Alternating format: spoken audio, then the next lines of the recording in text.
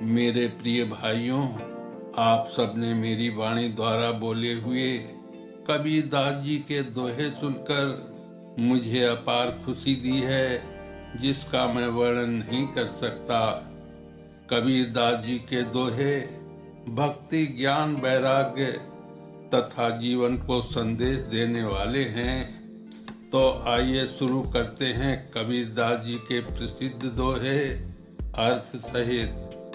कबीर एह तन जात है, सको तो राखु बहोर, खाली हाथों बह गए जिनके लाख करोड़। कबीर कहते हैं, यह शरीर जा रहा है, अगर तुम कर सको तो इसे फिर से बचाओ। लाखों करोड़ों वाले भी खाली चले गए। इस दोहे में कबीरदास जी शरीर की नश्वरता और धन के प्रति मोह के बारे में बता रहे हैं। वो कहते हैं कि हमारा शरीर धीरे धीरे क्षीण हो रहा है और अगर संभव हो तो इसे बचाने की कोशिश करो। लेकिन याद रखो, दुनिया में कई लोग जिन्होंने लाखों और करोड़ों कमाए, वे भी अंततः खाली हाथ ही संसार से चले गए। इसलिए जीवन में आध्यात्मिकता और सच्चे कर्मों पर ध्यान देना आवश्यक है। या दुनिया दो रोज की, या दुनिया दो रोज की, मत कर या सोहेत, गुर चरणन चित लाइए, जो पूरन सुख देत। अर्थात यह दुनिया क्षणिक है, इससे गहरा लगाव मत बनाओ।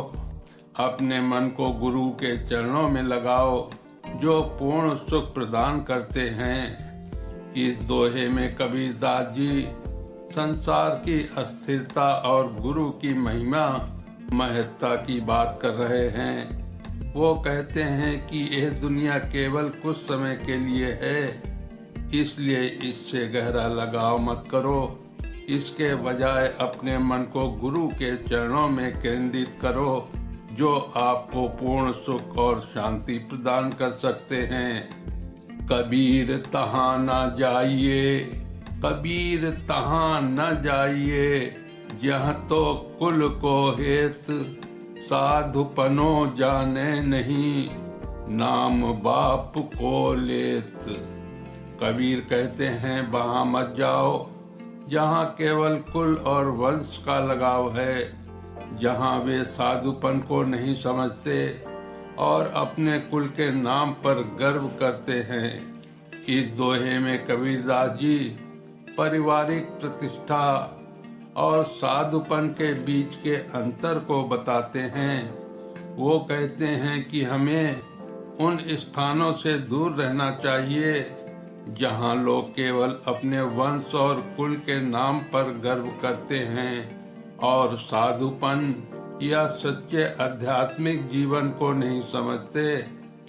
ये दोहा हमें सिखाता है कि हमें सच्ची आध्यात्मिकता की खोज में रहना चाहिए, न कि केवल पारिवारिक गर्व और प्रतिष्ठा में।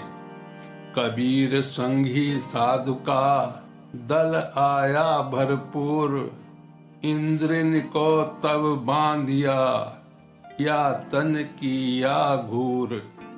कबीरदास जी कहते हैं, जब साधुओं का संग पूरा होता है तभी इंद्रियों को बांधा जाता है और शरीर राख में बदल जाता है। इस दोहे में कबीरदास जी साधु संगति और इंद्रिय निग्रह की बात कर रहे हैं। वो कहते हैं कि जब हमारे जीवन में सच्चे साधुओं का संग आता है, तभी हम अपनी इंद्रियों पर नियंत्रण पा सकते हैं और इस शरीर की नश्वरता को समझ सकते हैं। ये दोहा हमें सिखाता है कि सच्ची साधु संगति ही हमें आत्म संयम और आध्यात्मिक ज्ञान की ओर ले जाती है।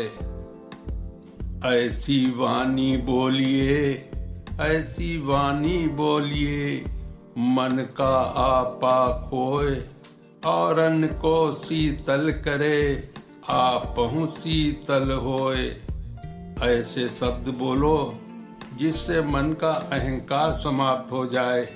वे दूसरों की शांति प्रदान करते हैं और आपको भी शीतलता का अनुभव होता है।